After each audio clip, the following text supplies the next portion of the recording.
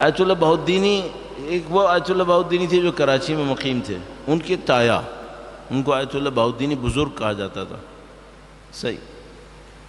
وہ آیت اللہ بہاؤالدینی بہت بڑے عرفاء میں شمار ہوتے تھے، اور یہ جو عرفاء ہیں ان میں سے بھی کچھ کی اسپیشلائزیشن کچھ ہوتی ہے، کچھ کی کچھ اور ہوتی ہے.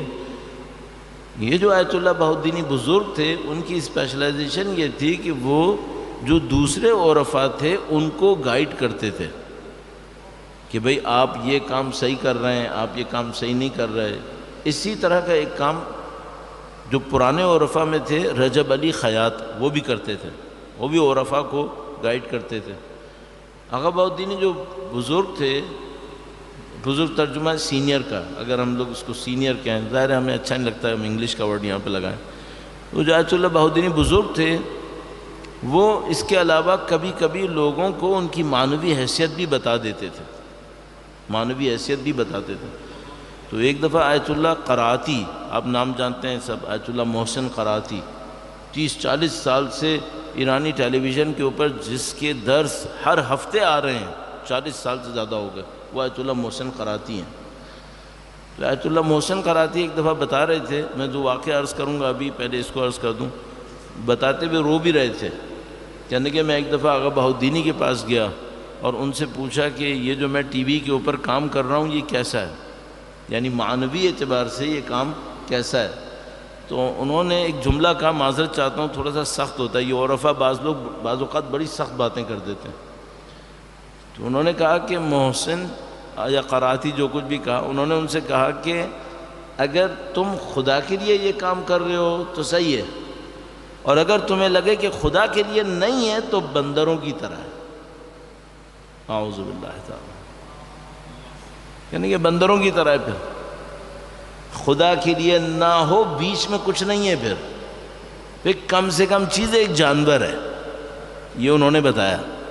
اب ظاہر ہے ہم لوگوں کے پاس تو کوئی طاقت نہیں ہے کہ ہم اس بات کو سمجھ سکیں کہ بھئی اس کی حقیقت کیا ہے، لیکن ظاہراً وہ یہ کہنا چاہ رہے ہیں کہ بھئی اگر کوئی شخص نمائش کے لیے کوئی کام کرے تو بندر کس طرح کام کے لیے مشہور ہے؟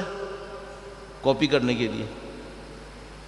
بندر کا کام یہی ہوتا ہے کہ وہ مثال کے طور پہ کسی کو ہنستا دیکھے گا وہ بھی ہنسے گا، یا بعض اوقات ہنسے گا توجہ لینے کے لیے. تو انہوں نے کہا کہ اگر خدا نہ کرے نعوذ باللہ تعالیٰ یہ جو تم درس قرآن دیتے ہو یہ خدا کے لیے نہیں ہوا تو پھر بندروں کا کام ہے، یہ تو چھوڑ دو اس کو.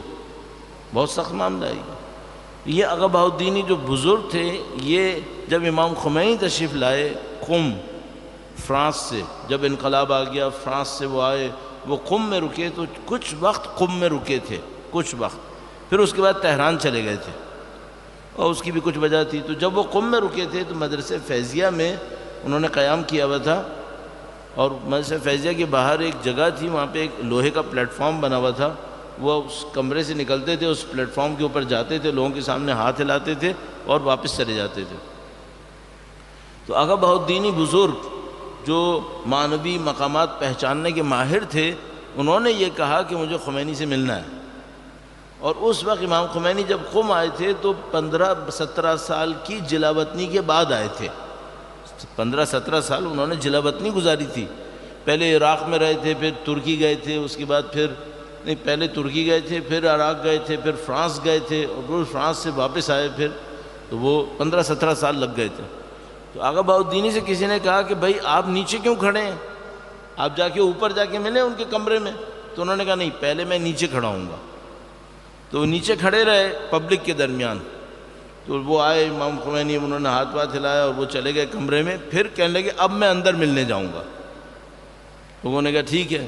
تو وہ اندر بھی ملنے چلے گئے. جب اندر ملاقات ختم ہو گئی، باہر آئے تو لوگوں نے ان سے پوچھا کہ بھائی آپ نے کیوں کیا کہ پہلے آپ پبلک میں کھڑے ہوئے پھر آپ اندر گئے ان سے ملنے کے لیے. تو آغا بہاؤالدینی نے کہا کہ میں یہ سوچ رہا تھا کہ خمینی 15-17 سال سیاست میں رہے ہیں، تو پہلے میں یہ چیک کر لوں کہ اس کا خلوص کتنا باقی رہا ہے. اگر میں نے دیکھا کہ مخلص نہیں ہے تو پھر میں اندر نہیں جاؤں گا ملنے کے لیے، میں باہر سے باہر چلا جاؤں گا. اور اگر میں نے دیکھا کہ بندہ مخلص ہے پھر میں جاؤں گا ملنے کے لیے. تو انہوں نے کہا کہ آپ نے کیا پایا؟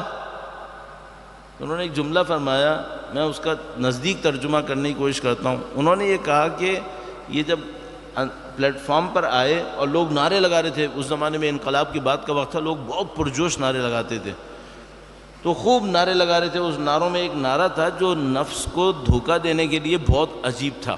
وہ نعرہ لگتا تھا روح منی خمینی بت شکنی خمینی. روح منی یعنی میری روح خمینی ہے, اور بت شکن یعنی بتوں کو توڑنے والا خمینی. لیکن اس میں پہلا جملہ خطرناک ہے, روح منی یعنی امام خمینی کی پرسنالٹی کو ہائی لائٹ کر رہا تھا. تو انہوں نے کہا, نیچے لوگ نعرے بھی لگا رہے تھے روح منی روح منی. تو وہ کہنے کہ وہ خمینی جب آئے پلیٹ فارم کے اوپر تو وہ ہر سیکنڈ میں خدا سے کہہ رہے تھے کہ خدا میں تیرے لیے آیا ہوں, یہاں تک میں جو باہر آیا ہوں تیرے لیے آیا ہوں. تو کہنے کہ وہ ہر قدم اٹھانے سے پہلے قربتاً الی اللہ کی نیت کرتے تھے. کہنے قربتاً الی اللہ قربتاً الی اللہ. نیچے لوگ نعرے لگا رہے تھے نا ان کے لیے, تو وہ سوچ رہے تھے میرا نفس کہیں مجھے دھوکہ نہ دے دے. تو کہنے کہ ہر قدم پہ قربتاً الی اللہ قربتاً الی اللہ نیت کرتے آئے. کہنے کہ پھر اس کے بعد وہ کھڑے ہوئے, انہوں نے یوں کر کے لوگوں کی طرف دیکھا جو ان کو نعرے لگا رہے تھے, تو اپنے نفس سے پوچھا کہ یہ جو میں ہاتھ اٹھا رہا ہوں یہ خدا کے لیے یا اپنے لیے؟ تو اگر خدا کے لیے خالص ہوں تو میں ہاتھ اٹھاؤں گا, ورنہ میں ہاتھ نہیں اٹھاؤں گا. یوں کرتے تھے اس طرح کر کے. تو کہنے کہ انہوں نے نفس کو سمجھایا کہ میں خدا کے لیے ہاتھ اٹھا رہا ہوں. کہنے کہ پھر ہاتھ اٹھا کے تھوڑا سا آگے چلے تو مسلسل ان کا نفس کہہ رہا تھا خمینی بس اتنا ہی اٹھاؤ جتنا خدا کے لیے ضروری ہے, اس سے زیادہ مت اٹھاؤ.